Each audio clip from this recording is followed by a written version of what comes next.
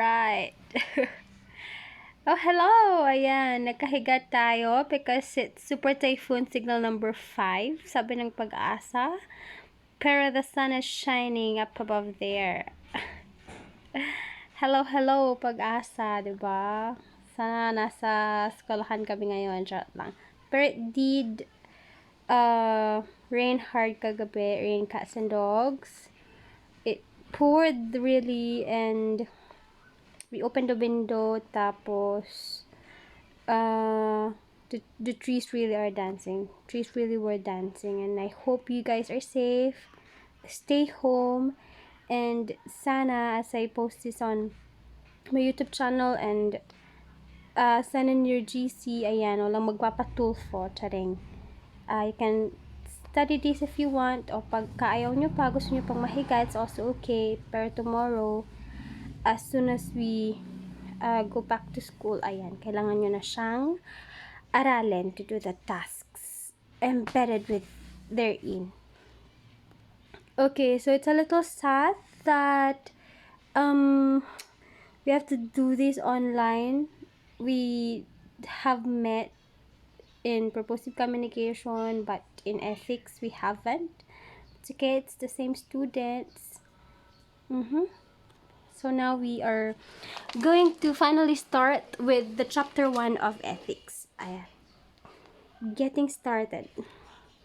Okay, so under module 1 or chapter 1, what we are going to discuss are just the key concepts in ethics. There are technical terms which are a little difficult to understand, but with proper concentration and focus and attention, I hope everything will be made easy. So I will try to make things easy because that is what teachers do, making complicated things easy and very understandable.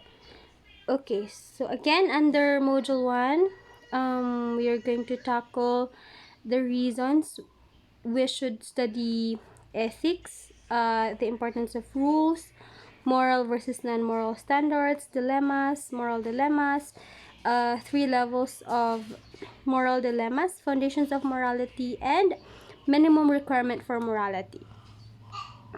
So we may not finish this in one setting, but at least we can touch the first 3 or 4 concepts under chapter 1. Yan, para naman nakakausad tayo. Okay, so why do you think we should study ethics? It's because as future educators, we are expected to behave at a certain degree of decency. We're expected to adhere to rules, to guidelines. Ayan. Your code of ethics, ma-encounter niyo yan kapag mag-take na kayo ng licensure examination for teachers. Teachers are actually bound with principles, with code of ethics that they should live by because they are the characters who students look up to very much. Ayan. So, teachers are not perfect, but as much as possible, they shouldn't be displaying untoward attitudes or attitudes that would put their integrity or their morality or how do you call it, their reputation in danger, in havoc. Okay, so that's one importance I can share with you on why we should study ethics. Now let's go to how important the rules are to social beings in general, not only to teachers, not only to educators. Okay.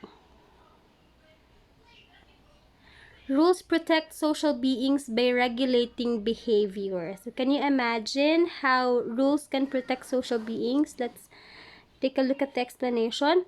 Rules build boundaries that place limits on behavior. Rules are usually coupled with means to impose consequences on those who violate them.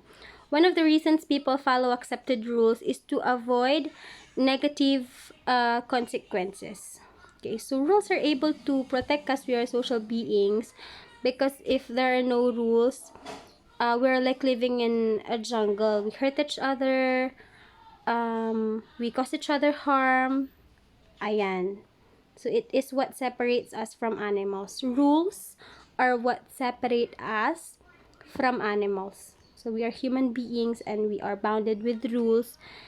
These rules help us, but they protect us because without them we could harm each other. Okay, rules help to guarantee each person certain rights and freedom. Okay, rules from frameworks for society. Nations are generally nations of laws, and the governing principles are outlined in what is called constitution.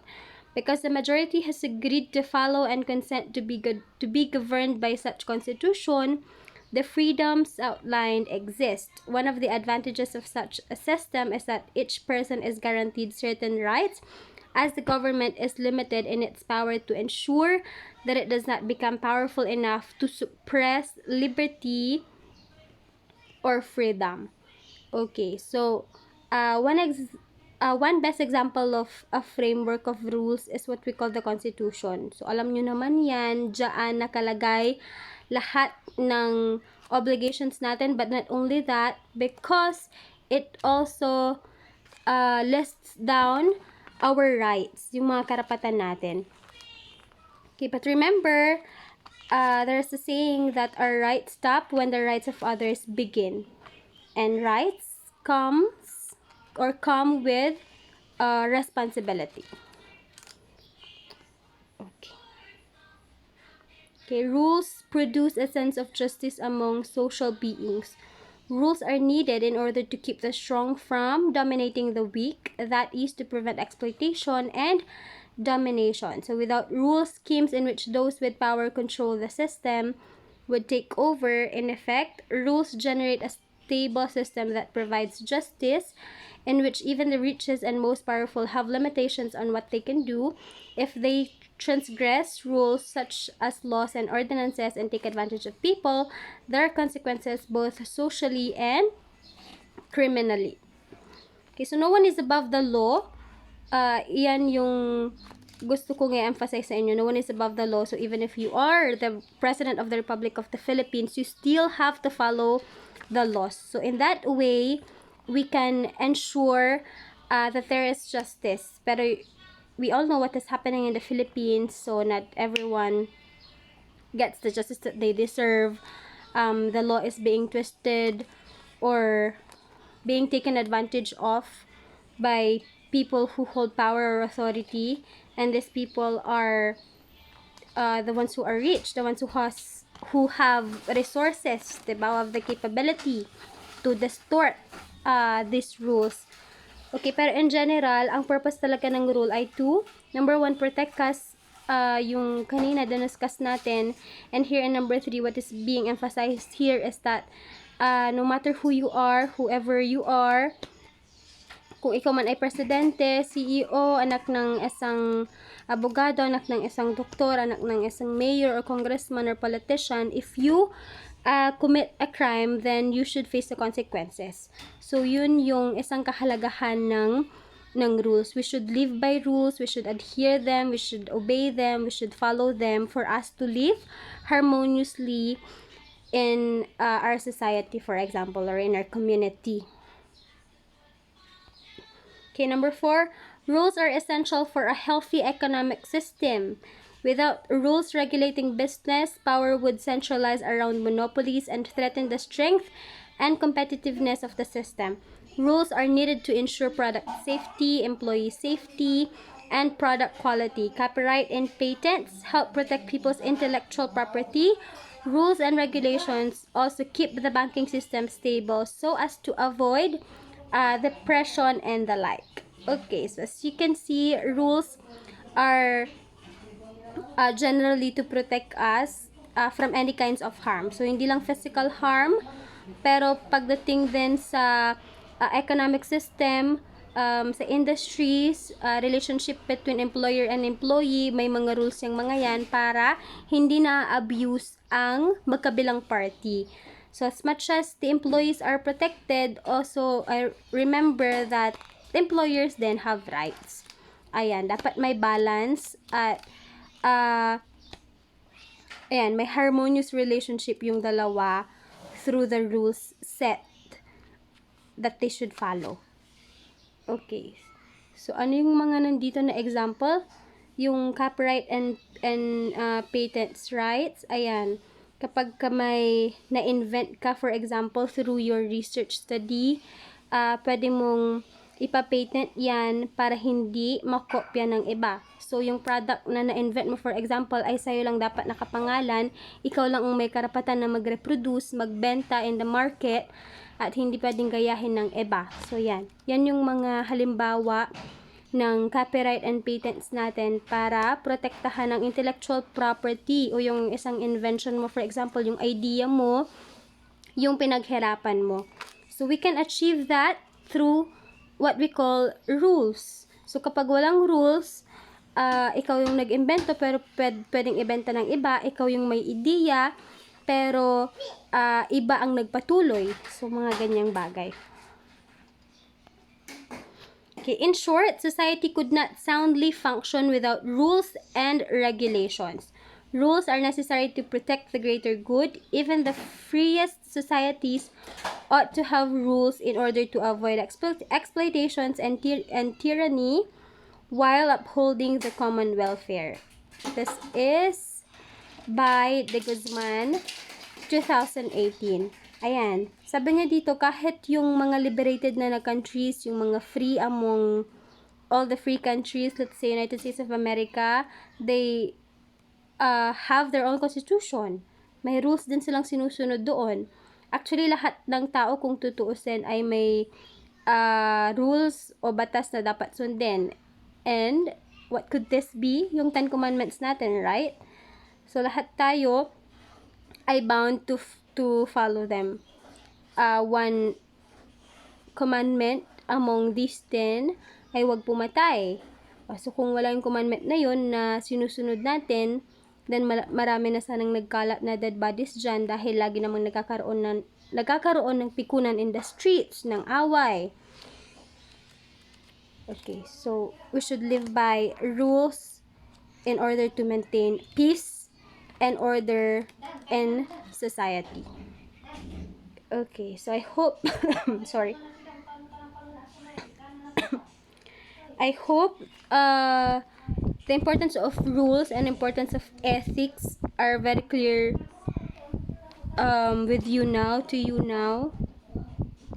Sana you're already realizing why we are studying ethics, kung bakit kailangan nating malaman what is right and what is not, what is good and what is bad, what is evil and what is good. Ayan. Because later on, with all the concepts we have in ethics, baka magkaroon pa kayo ng confusion on what right really is. Pero syempre, we will try to explain very carefully yung mga concepts natin para maiwasan ang confusion or distortion of the proper meanings. Okay, moral standards versus non-moral ones. Why the need to distinguish moral standards from non-moral ones? Ito yung reference natin. You can check this out kung gusto nyong mabasa yung entire material. So, used for class study and reflection purposes only, not for circulation. Okay. So, it is important to note that different societies have different moral beliefs, and that our beliefs are deeply influenced by our own culture and context. For this reason, some values do have moral implications while others don't. Let us consider, for example, the wearing of hijab. For sure, in traditional Muslim communities, the wearing of hijab is the most appropriate act that women have to do in terms of dressing up. In fact, for some Muslims, showing parts of the woman's body, such as the face and legs, is despicable. However, in many parts of the world, especially in Western societies, most people don't mind if women barely cover their bodies. As a matter of fact, the Hollywood canon of beauty glorifies a sexy and slim body and the wearing of extremely daring dress. The point here is that people in the West may have pitied the Muslim women who wear hijab, while some Muslims may find women who dress up daringly despicable. Ayan. So, balikan lang muna natin, class. Tapos na tayo sa reasons on why we should study ethics and the importance of rules. Now, we go to the moral versus non-moral standard. So, yung example dito, ano sa tingin ninyo yung wearing of hijab? Is it a moral or a non-moral standard? From the explanation given here, can you guess? Ayan, sana nag-uusap tayo live, diba? Okay. The answer here, class, is that it's not a moral standard. It's a non-moral standard kasi ang moral standard, class, it is a little more serious or deeper. It is something that involves danger or harm. Kapag nakakasakit ka na, then it's already categorized under moral standard. Okay, in contrast to non-moral standard na ito ay belief lang or preferences, we can also tell that dahil sa Western, for example, mas prefer nila ang pagsusuot ng mga crop tops, for example, pero sa mga Muslims, nagsusuot pa sila ng mga hijab to cover their head or their faces. Ayan. So, it's not something that can kill you. So, magsuot ka man ng crop top o magsuot ka man ng hijab, it's not something that can kill you or can harm you. So, hindi siya moral standard, non-moral standard siya. Now, let's take a look at further examples para mas maintindihan ninyo yung difference between moral and non-moral standard. Again, this clearly shows that different cultures have different moral standards. What is a matter of moral indifference, that is a matter of taste, hence non-moral value in one culture may be a matter of moral significance in another. So, kung yung sa tingin mo ay great deal sa isang community, ay hindi naman gaanong big deal sa kabila. Now, the danger here is that one culture may impose its own cultural standard on others, which may result in a clash in cultural values and beliefs. When this happens, as we may already know, violence and crime may ensue, such as religious violence and ethnic cleansing. Kapag ang isang religious group ay imposing na, or it's already telling people that you have to follow us, kami yung tama, at kapag hindi sumunod yung mga tao, nagkakaroon na ng violence, harm, or danger kagaya ng ethnic cleansing. Para lahat ng taong matira, for example, ay puro mga Muslim lang, mabura lahat ng Christians. Parang ganong scenario. So, yun yung pinaka-danger ng ganito, ng non-moral standard. Yung pagdating sa preference lang or imposing of what someone thinks is right or true. Kaya naman, how can we address this cultural conundrum? So, paano natin ito susolusyonan? Paano natin ito i-address? This is where the importance of understanding the difference between moral standard, that is of what is a moral issue, and non-moral ones, that is of what is a non-moral issue, thus a matter of taste. Again, I repeat, kapag sinabi nating non-moral standard, it heavily deals with tastes, preferences, your beliefs, yung values mo noong bata ka, yung kinalakihan mo within your family or within your small community. Pero, they do not necessarily reflect the views of all people around you. Maaring, ang pinapaniwalaan ng kapitbahay mo ay iba sa'yo. Okay, so non-moral standards deals with only tastes and preferences and values by which you grew up with noong bata ka. So, dapat malaman natin, or let's draw the line between the moral standard and non-moral standard. Kasi kapag sinabi nating moral standard, this is something that is deeper, something that can cause you harm, or something that will put you into danger. Kasi ang isang example ng moral standard, class, ay yung don't kill. So, kapag sinabi sa yung don't kill, that is a moral standard, that is something that you should strictly follow, or that is something that you have no choice but to follow. Kasi yung wearing a hijab or wearing a crop top is something that could be dictated by your own taste or by your own preference. For example, I'm a Christian, ito na lang, para bigyan ko kayo ng isang concrete na example. My aunt is a Mennonite Christian, and she is wearing a dress that covers her body from her shoulder down to her ankle. Ayun. So, hindi naman covered yung sa feet niya, hindi rin naman covered yung mukha niya, pero she does have a veil. So, kino-cover din nila yung hair nila, pero unlike sa mga Muslims na pati yung mukha, halos yung mata lang ang nakikita sa mga Muslims, right? At nakasaks din yung mga Muslims kahit a bit of skin hindi pwedeng ipakita sa mga Muslims. Ayan. So, yung mga ganun, religious beliefs, they do not represent everyone kasi maaring hindi naman yun paniniwala ng ibang tao.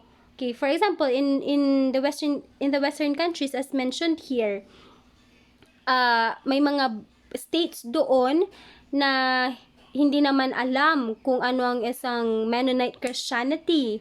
Hindi naman alam na nag-i-exist ang isang Mennonite church.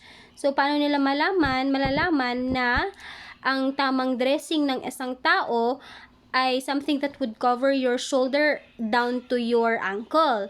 Or paano sa mga countries na never naman na-introduce sa kanila ang Muslim faith or Muslim belief? So, how would they know that covering their face or not showing a bit of their skin is the proper way of dressing? So, diba, it's something that is subjected to taste and preferences and the values you have grown up with noong mga bata kayo, or within your home or within your church. Again, in contrast to moral standard, na kapag sinabi sa'yo na huwag kang pumatay, kailangang hindi ka pumatay kasi you will be facing consequences if you do it. And it's something that can cause someone harm or danger. Diba? It's something, the consequence is taking away a life. Hindi mo na maibabalik yan. Diba? Unlike kapag ka nagsuot ka lang ng crop top, you may offend someone, pero hindi mo naman siya papatayin. Hindi mo naman mapapatay ang isang Muslim kapag ka nagsuot ka ng crop top sa harapan niya.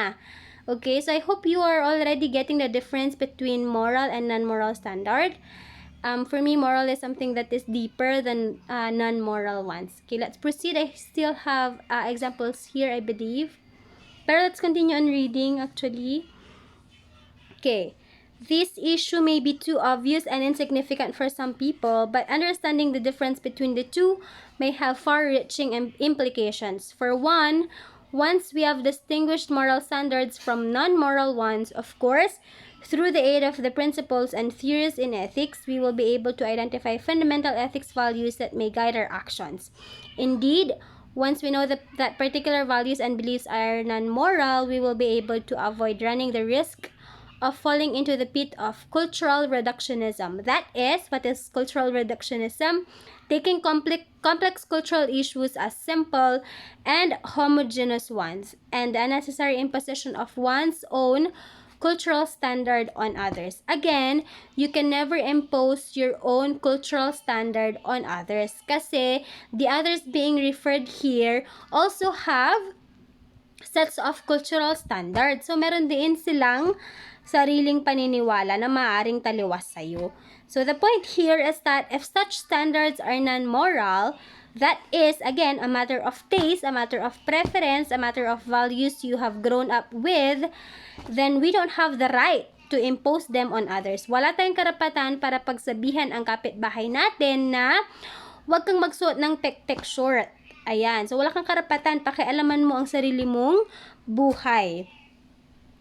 But if such standards are moral ones, pero pwede nating sabihan ng ating kapitbahay, especially so if you are caught in a situation wherein your kapitbahay is trying to kill someone you know and you're in the middle. If you refuse to do something, then you're actually taking the side of the one attempting to kill someone. Kasi wala kang ginawa nandun ka na nga So, dapat kailangan mo siyang pigilan, kailangan mo siyang sabihan because that already involves moral standard. It already calls for you to do something. It is already putting your moral standard into test. Okay? So, it's already testing your morality.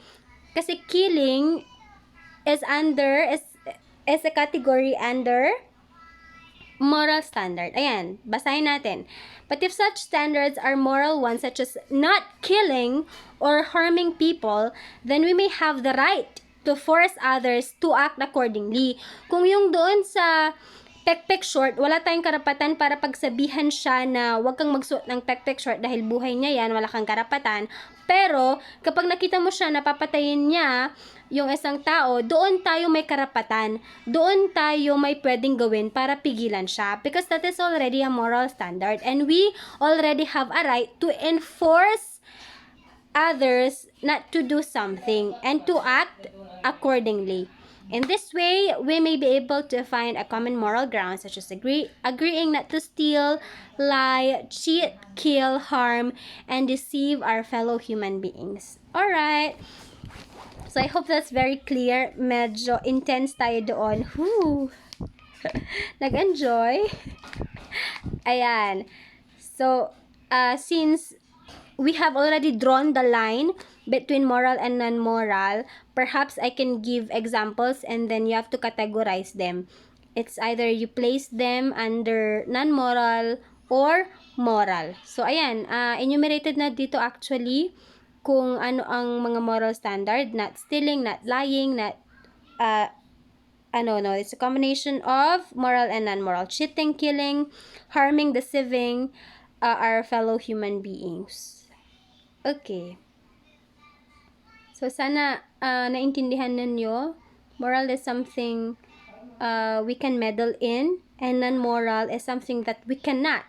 Hindi tayong pwedeng pumagitna or mag-meddle in. We should not be meddling into something that we are not expected to meddle in, such as in non-moral standard. Wala kang karapatan na pagsabihan ng isang tao kung ano man ang gusto niyang isuot.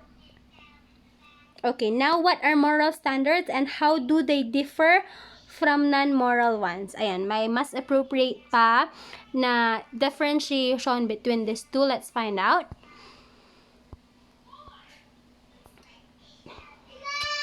Oh no. Ayan. Moral standards and their characteristics. Sorry about that. Ayan. May nagwawala sa sala. Okay. Moral standards are norms that individuals or groups have about the kinds of actions believed to be morally right or wrong, as well as the values placed on what we believe to be morally good or morally bad. Moral standards normally promote the good, that is, the welfare and well-being of humans as well as animals and the environment. Moral standards, therefore, prescribe what humans ought to do in terms of rights and obligations. Ayan, kapag sinabi nating prescribed, ito yung mga nakasulat, yung mga may consequences, na kapag sinuway mo, ayan, you will have to face the consequences. Okay, such as the laws we have in our constitution. And it promotes the good or welfare of not only human beings, but also animals and the environment. Ayan, di ba? May mga batas tayo na patungkol sa mga hayop, not only about us, human beings, at may mga batas na rin tayo protecting our mother nature or the earth or the environment. Okay, according to some scholars, moral standards are the sum of combined norms and values. In other words, norms plus values equal moral standards. On the one hand, norms are understood as general rules about our actions or behaviors. Ayan, if the word norm is a little new to you, it's actually just a word that normal, diba? Norma, something that is usual or within the normal range or ginagawa ng lahat ng tao, accepted by all people. Okay, accepted by the majority, that means it's a norm. Okay, for example, we may say, we are always under the obligation to fulfill our promises, or it is always believed that killing innocent people is absolutely wrong. On the other hand, values are understood as enduring beliefs or statements about what is good and desirable or not. For example, we may say, helping the poor is good, or cheating during exam is bad. Ayan. So, ang moral standard ay combination ng norms at values. Example ng norm dito ay yung bawal pumatay because it's accepted by the majority or by all people. And then sa values naman, it's something that you grow up with. Tinuruan ka sa bahay na cheating is bad. Kaya sa eskwelahan nadala mo yan and you never cheated during exams. It's actually a combination of both. According to many scholars, moral standards have the following characteristics, namely, moral standards deal with matters we think can seriously injure or benefit humans. Again, so ito yung mas seryoso, mas malalim. Pag sinabi nating moral standard, it can actually harm you, cause you danger, injure you, or benefit you. Okay, not only humans but also animals and environment. At what are these? Yung child abuse natin, alam natin na that's absolutely wrong. Yung rape, absolutely wrong. Murder, absolutely wrong. So, killing, raping, and abusing a kid, abusing a child, all cause danger or harm to someone. Therefore, categorize sila under moral standards. So, moral standards are not established or changed by the decisions of authoritative individuals or bodies. Indeed, moral standards rest on the adequacy of the reasons that are taken to support and justify them. So, walang magagawa ang kahit sinong authority because no one is above the law. Once a person is convicted of murder, then the legal proceedings shall pursue. Okay, for sure, we don't need a law to back up our moral conviction that killing innocent people is absolutely wrong. Okay, moral standards are overriding. That is, they take precedence over other standards and considerations, especially of self-interest. Okay, another moral standards are based on impartial considerations. Laging, hindi siya impartial, laging absolute yung consideration pagdating sa moral standards. Hence, moral standards are fair and just dahil hindi ito dependent sa kung sino ang nag-commit ng crime or ng crime. Kung anak ka man ng mayor, anak ka ng presidente, ikaw mismo ang presidente, hindi ka ligtas sa batas. Yan ang sinasabi ng moral standard. Okay, and moral standards are associated with special emotions such as guilt and shame, and vocabulary such as right, wrong, good, and bad.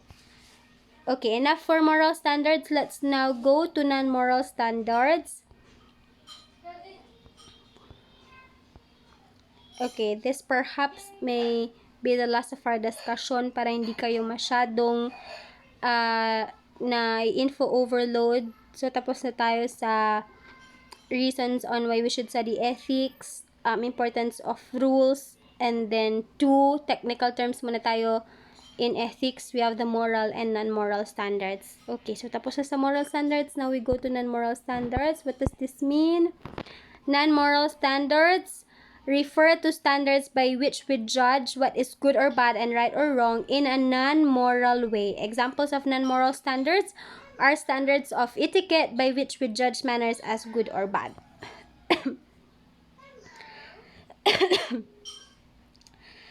Standards we call the law by which we judge something as legal or illegal, and standards of aesthetics by which we judge art as good or rubbish. Hence, we should not confuse morality with etiquette, law, aesthetics, or even with religion. Okay, again, kapag ka non-moral, yung paulit-ulit natin na sinasabi, it heavily deals with preferences, with taste. For example, an art is presented to you and you judge it by saying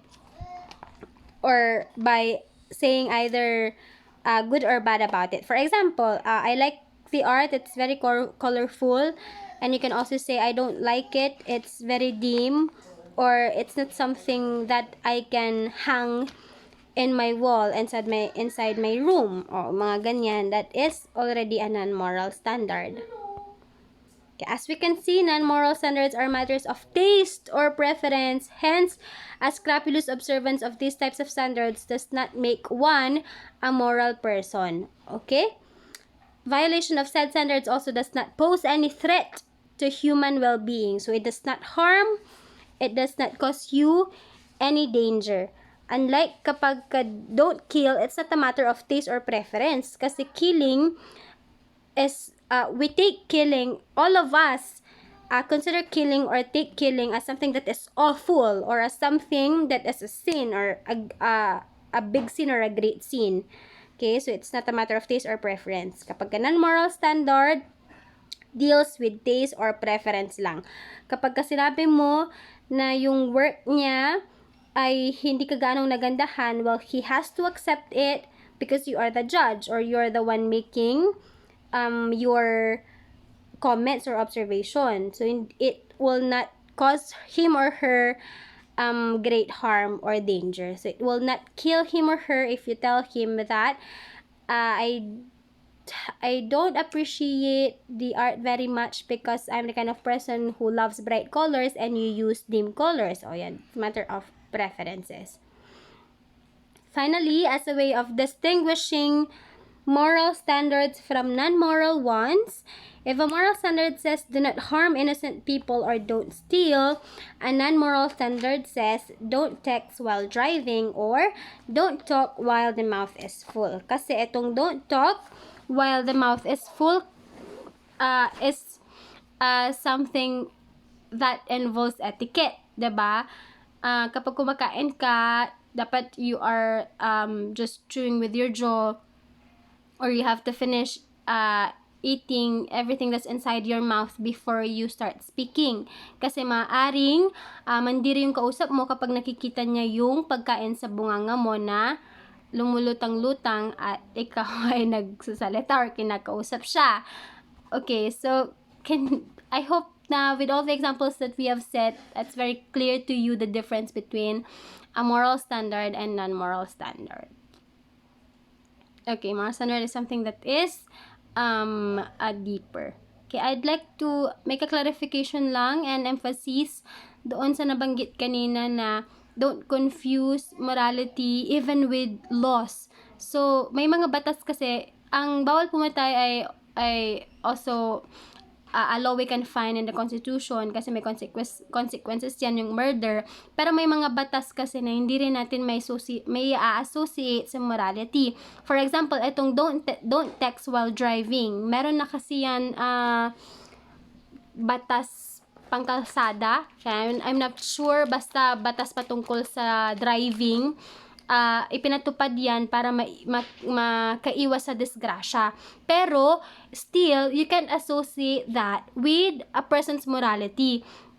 Kasi maaaring, nung nag-text siya, emergency pala. So, hindi mo naman pwedeng sabihin na siya ay isang immoral or masamang tao kapag ka nakita mo siyang nagte-text, alam na nga niya na nasa batas na bawal mag-text habang nagda-drive. Okay, so that's just one clarification I want to make.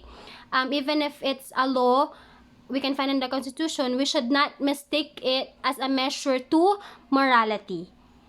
Okay, so we stop there. I hope you have understood the concept of a moral standard and non-moral standard. Activities to follow, pitch ko na lang sa GC natin. So, have a good day. Sana walang tinangay ng bagyo sa inyo. Okay, so sana wala ring magtulfo sa akin. Pag-aralan nyo to or hindi, nasa sa inyo yan. Pero one thing is for sure, kailangan nyo itong pag-aralan kapag ka may pasok na. So, for today, kahit hindi muna, but it's my preference to upload it now and send it in your GC. Goodbye!